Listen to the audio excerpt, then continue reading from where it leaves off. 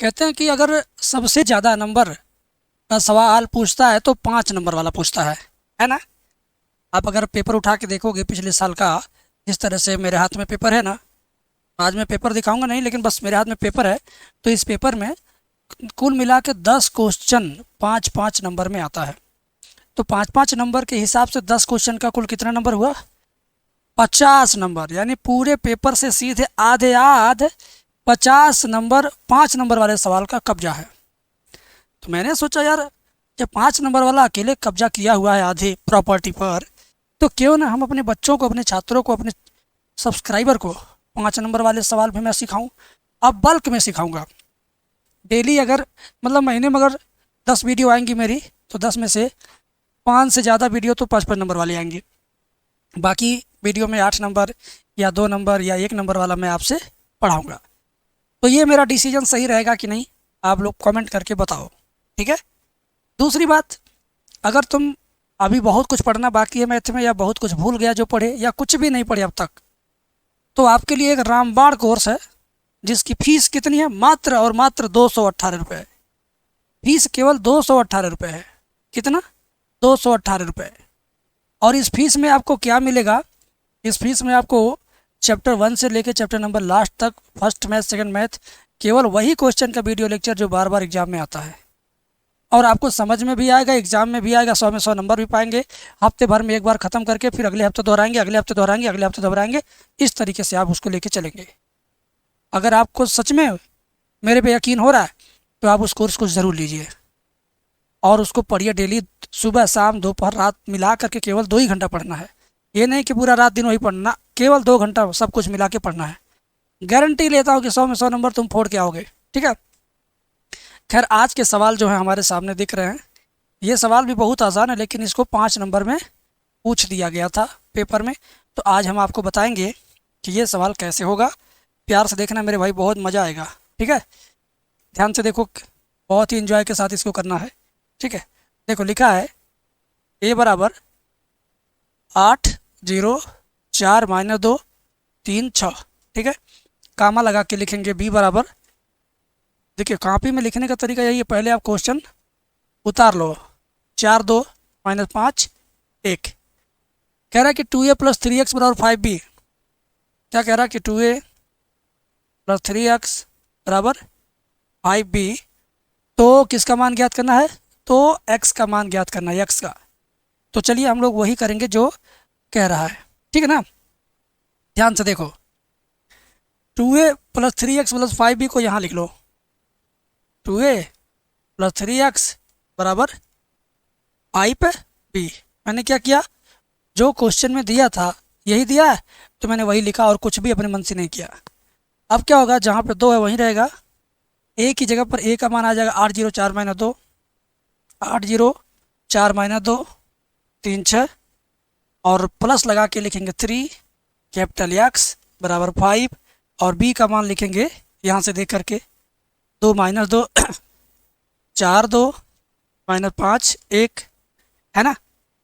2, -2, 4, 2, -5, 1, ये हो गया 2a + 3x बराबर 5b। अब क्या करना, प्यार से देखना, कुछ भी करना ही नहीं है इसमें, एकदम इजी सवाल है। 2 का अंदर के सभी एलिमेंट में गुणा होगा। 2 8 16, 2 0 0, 2 4 8, 2 2 4, 2 3 6, 2 6 12, है ना। +3 कैपिटल X बराबर 5 का अंदर के सभी एलिमेंट में गुणा होगा। 5 दूनी 10, 5 दूनी 10, 5 चौक 20, 5 दूनी 10, 5 पच्चीस 25, और 5 एकम 5, है ना। अब क्या करना है, ये वाला पूरा का पूरा अभी उठा के ले जाना, दाहिने पक्ष में रखना है। तो ये पूरा प्लस में है, उधर जाएगा तो इसके पहले माइनस चिन्ह लगेगा, बस इतना सा काम करना है आपको, बस और कुछ नहीं, है ना बेटा। तो 3x बराबर, ये चुपचाप उतार लीजिए, 10, 20, -25, -10, 10, 5, माइनस चिन्ह लगाएंगे, और ये सब का सब यहाँ लिख देंगे। अब 16, 0, 8, -4, फिर क्या 6 12 है, 6 12, ठीक है। अब इसमें से इसको घटाना है, उसके बाद आंसर लेना है, ठीक है।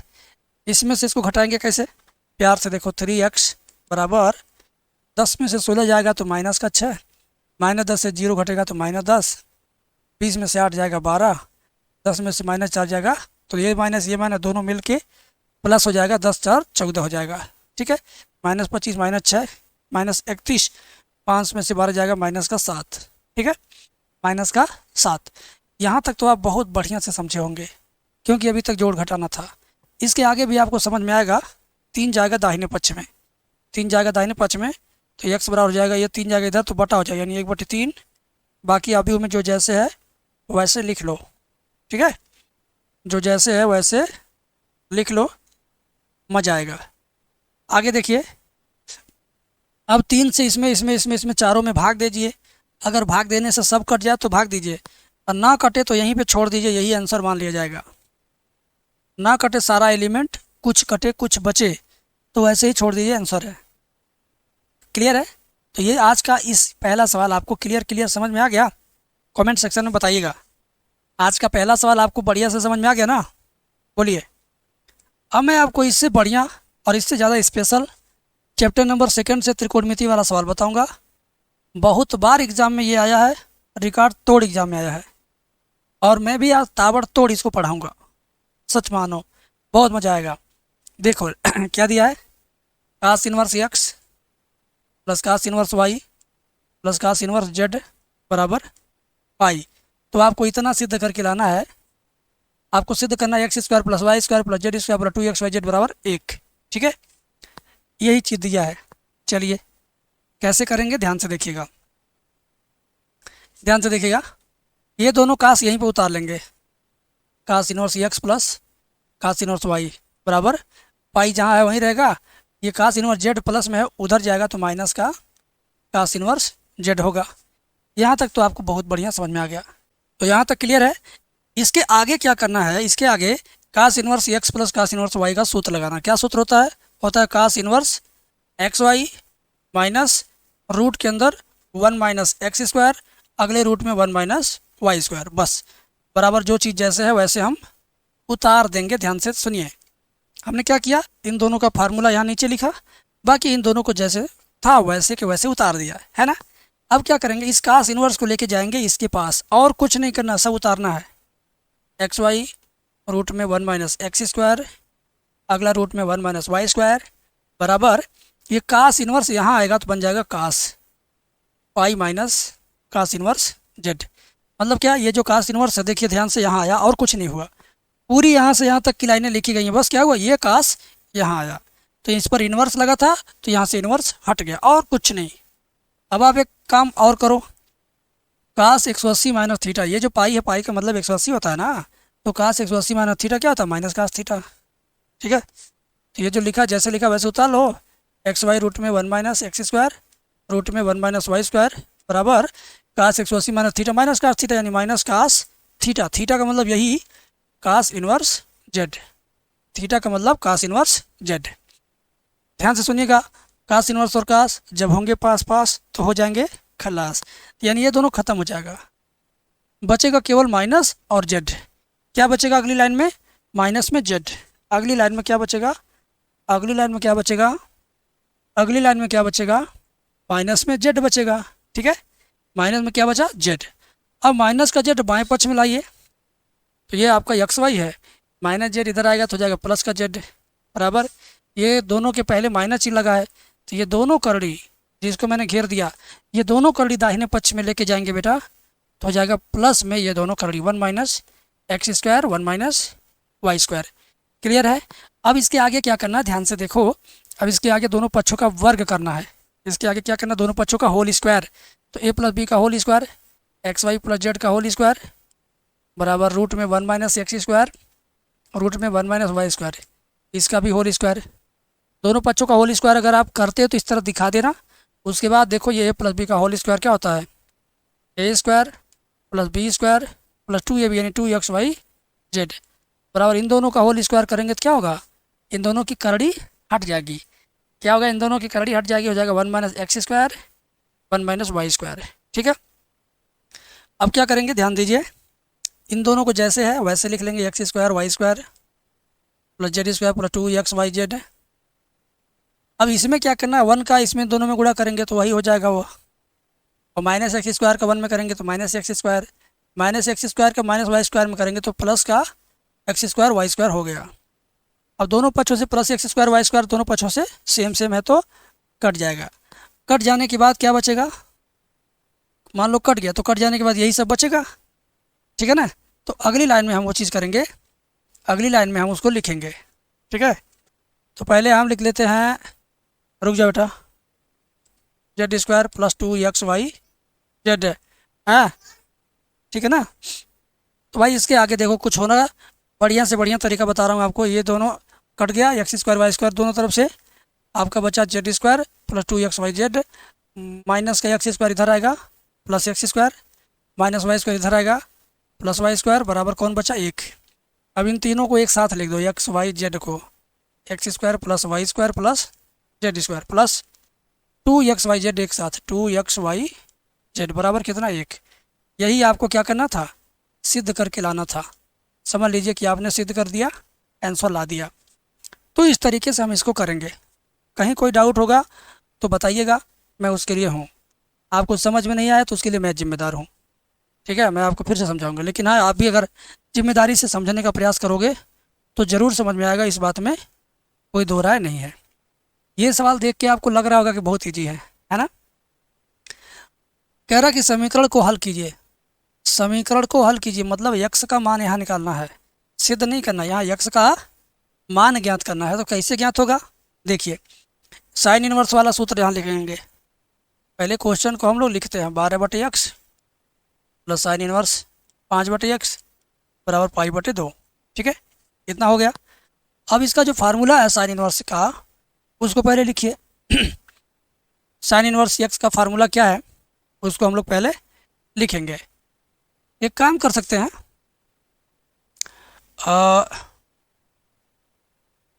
ज़्यादा इजी बनाने के लिए π/2 का ऐसा फार्मूला यहाँ लिखिए कि इसमें से कोई एक कट जाए, ठीक है ना। π/2 का ऐसा फार्मूला लिखिए कि इसमें से कोई एक कट जाए। तो एक काम करते हैं, 5/x को ही कटवा देते हैं, ठीक है। ध्यान से देखो, इसको उतार लिया हमने, इसको हमने क्या किया, उतार लिया, इसको भी हमने उतार लिया। π/2 का सूत्र लिख दीजिए, sine inverse 5/x plus cos inverse 5/x। देखा आपने, π/2 का ये दोनों सूत्र हो सकता है, क्योंकि sine inverse x plus cos inverse x बराबर होता है π/2। तो sine inverse 5/x plus cos inverse 5/x बराबर भी होगा π/2। जैसी ज़रूरत हो ऐसा सूत्र हम लगा लेते हैं। अब ये चीज़ दोनों पक्षों से कट जाएगा, क्या बचेगा, ये बचेगा वो बचेगा बस। तो लिख दो साइन इनवर्स 12/x बराबर कास इनवर्स 5/x।